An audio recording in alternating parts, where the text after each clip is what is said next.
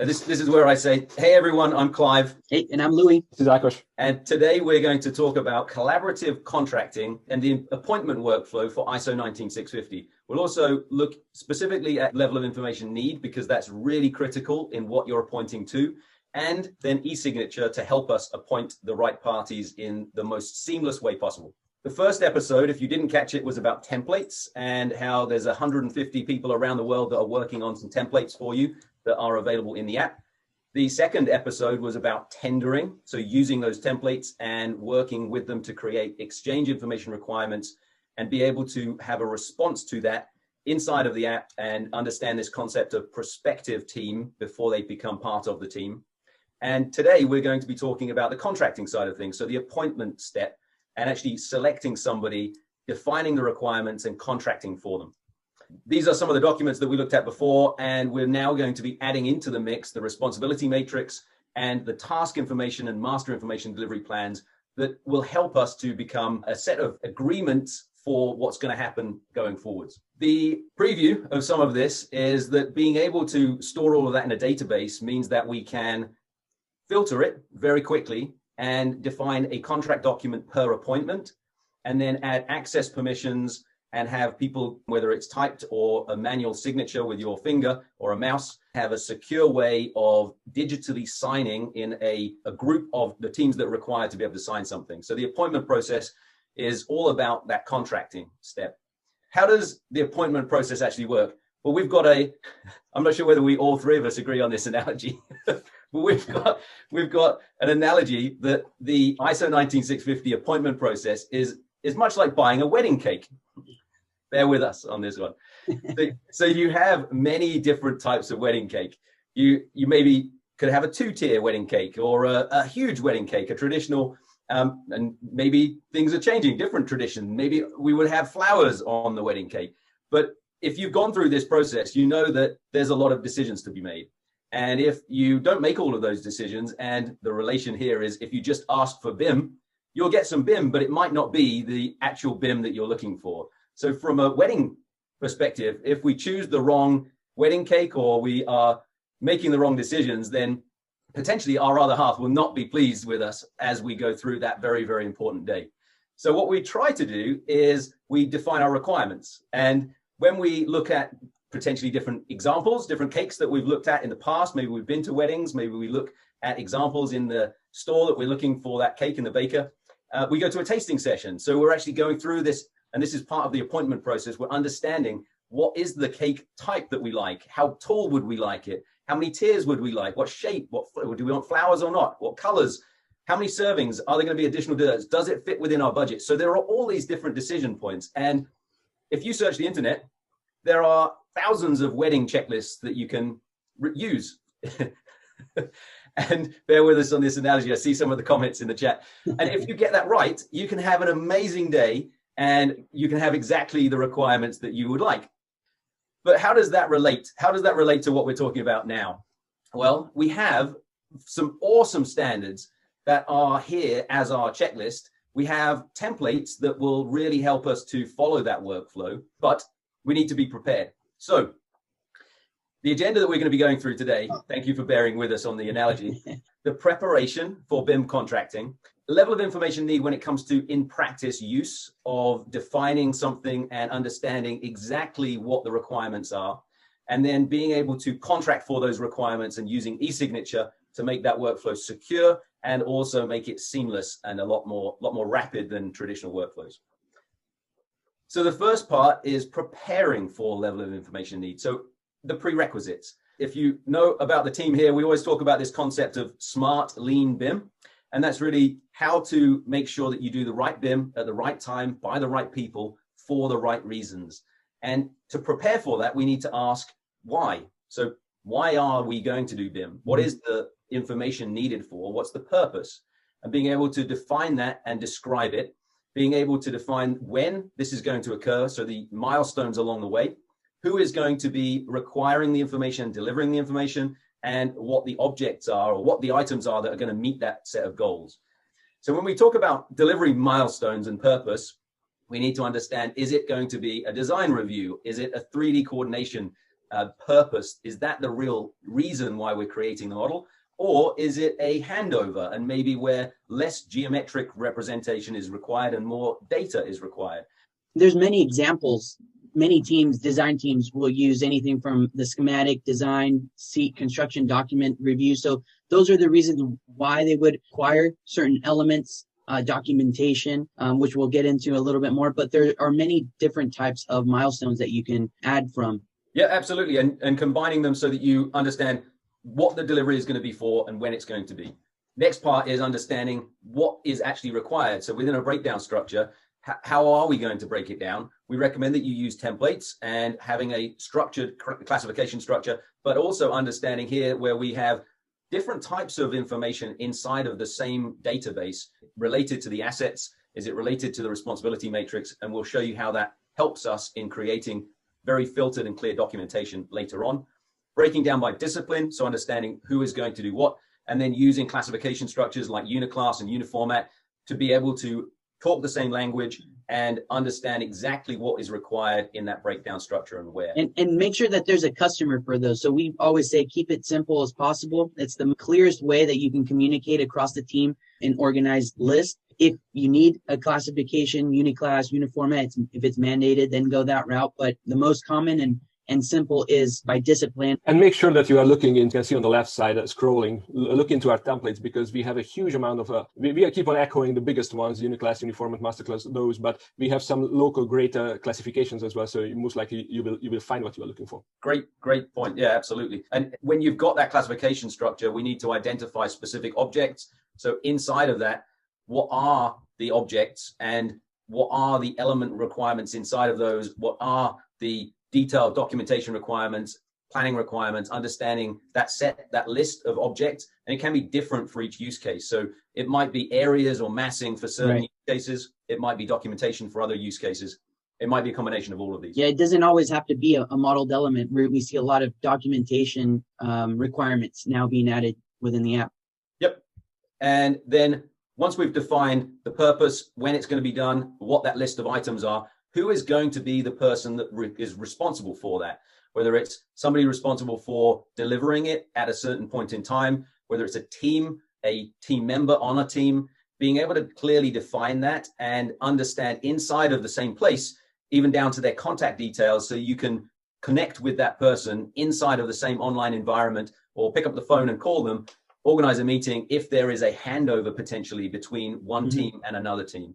Really critical to understand if the architect is responsible for some 2D representation early on for an estimate, but for MEP coordination, maybe the structural engineer is responsible for something later and in more detail. So I hear validations of an example that I have about the architectural design most likely starts with the architect being responsible for many things. But then as the other designers come on board and engineers, so the structural designer, for example, would take over some of the responsibilities when it comes to slabs, for example, which in the end is going to result two slabs and the duplicate of the geometry, but not aligned from a coordination perspective, different slab edges, but duplicating quantities, for example, when it comes to quantity survey. So with this approach, you can very clearly communicate who is responsible for what in a given point in time and avoid those typical problems in the project.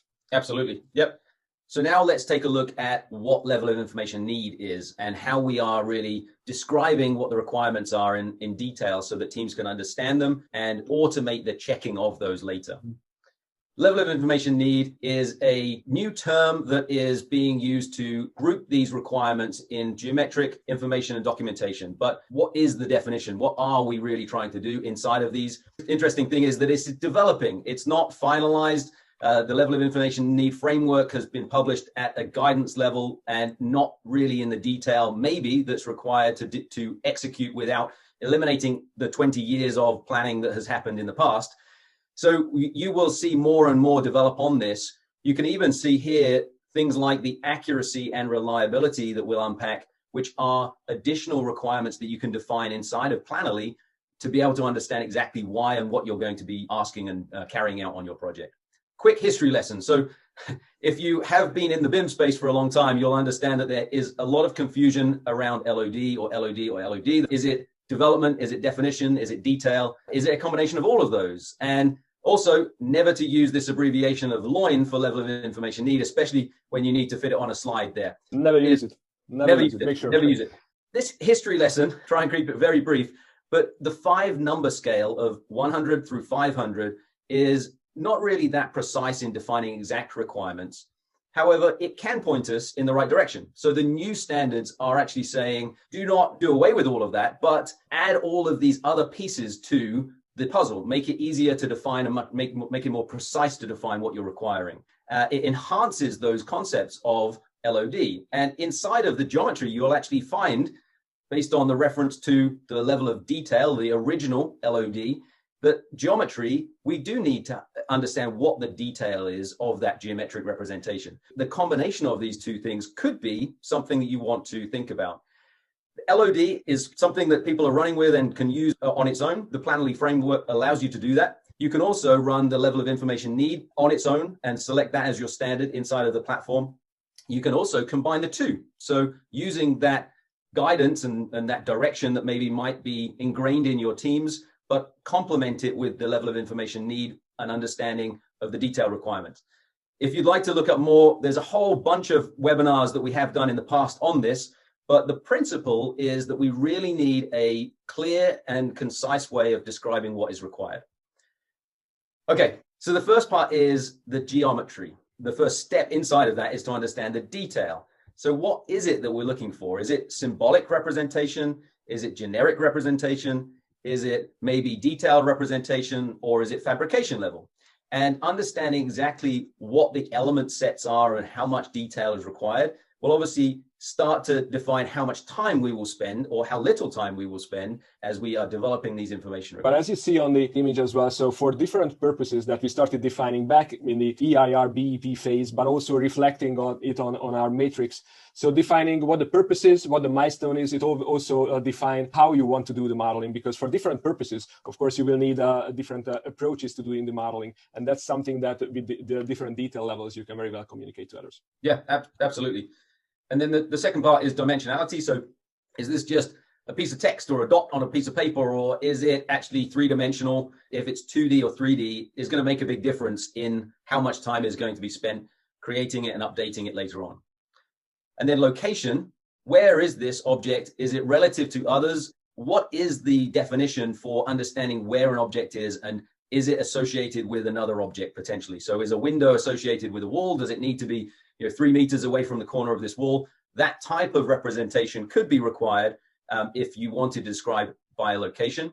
And then appearance, understanding maybe from a rendering perspective, what the color, what the translucency, transparency, reflective, all of those perspectives of, is it just a symbolic representation that we don't need to render? Is it realistic representation that we really need to understand and almost have a lifelike representation so that people can understand it? The next one is parametric. See whether this is just an object that doesn't have any requirement for manipulation, or whether there are really detailed requirements for parametric behavior as well. We look at the accuracy and reliability as well, because even defining geometry, we're not able to just say this is a detailed representation in 3D with absolute position, realistic appearance, and no parametric behavior. We really need to understand, is that accurate and can I rely on it? And that's a whole history lesson there of the difference between level of detail and level of development. But in the interests of time, what we look at is this reliability scale, so that when we have the opportunity to say if it's preliminary or whether it has been coordinated with others, there has been discussion, or it's actually an as-built, and at the as-built level, we are now able to say, this is the accuracy, whether it's measured accuracy or represented accuracy in the model, and understanding that if we define a requirement for a very, very detailed model as an as-built at a very high level of accuracy, then it's going to take more time to create and it's going to be more money, more costly. But if we dial that down, we can expect to pay less and get the right BIM at the right time for the right reasons. Then we look at information and being able to identify the object within a breakdown structure. We talked about those breakdown structures, whether they are uniformat, uniclass, master format, all of these different types of breakdown structures, and understanding that they have potentially a coding system as well. Not only do we need to identify where this is, but also the information related to maybe a warranty detail, Maybe we need to know what the point of contact is if something goes wrong, or we need to barcode something in the physical world as well, so we can connect that some form of identification for that object in the model. And then the last one is documentation. We need to have a purpose for those as well. And that list of requirements needs to form part of the requirements. And this is something that we've done forever in a list of items that we will be delivering at certain points in time. And let's bring that all together. Let me give you a little break there. I'll willingly hand over the reins. Many teams have this challenge of trying to put all of this into a spreadsheet, and spreadsheets are limited in what they can do in regards to the visual nature of them, how much information. For every information, you've either got to make some great formula or you've got to add another column or row. Within the app, you build this and it's ready for you to just click away and assign. While you're answering all these questions that we just went through, you're making this container of requirements. So each one of these assignments that you've added is gathering all this information, and it's your one-stop shop to reference this information, to communicate. Here you'll see that you can have structured requirements, see who's responsible, commenting activities, seeing the history of when this was added, who's requiring it, all the way to even communicating questions and mentioning the direct person who asked for it. Great thing about having all of this information is that container is all together. Absolutely, yep. Information is great, but if it's not structured in a way that can be then checked later and make it easier for teams to collect the answers to all those questions, then it's really, really challenging. And as Louis said, the difference between using a spreadsheet or using a structured database for containing all these requirements is, I can see already in the chat there, somebody saying, Louis, brilliant, that's a game changer. Fantastic. That puts a smile on our face. We really try to make this a simple workflow, and I really appreciate wholeheartedly all the comments that we get. So how do we follow this in practice? We've looked at some of the examples from the standards, but let's look at how we apply this in practice. A recap on what we've done so far. If you've watched episode 1 and 2, we created a new project, and then we looked at using the EIR and the BP templates for creating a pre-appointment set of documentation. And as we created that, it created us tabs for each of these in our project. And then we looked at how we can, in the scope, assign specific asset information requirements for each of the purposes.